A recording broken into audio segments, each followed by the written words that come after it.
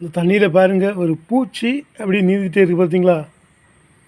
தண்ணியை சுத்தம் பண்ண கிணற்றுகளில் கிடக்கக்கூடிய ஒரு உயிரினம் தான் இது.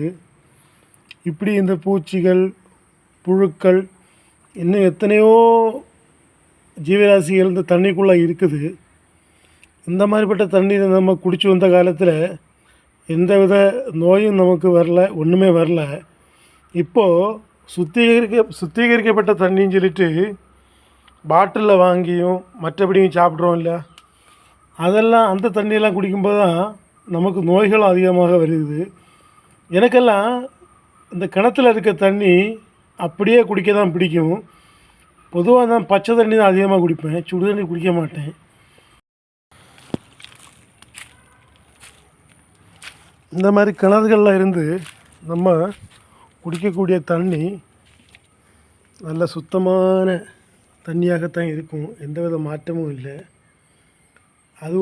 அதுக்கு சுவையே தனியாகத்தான் இருக்கும்.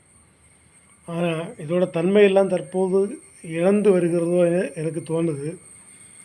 அதே சமயம் திருநெல்வேலி சைடில் எல்லாம் பேசுனா, நான் முன்னாடி வாழைக்கன்று இலக்கெல்லாம் போயிருக்கேன்.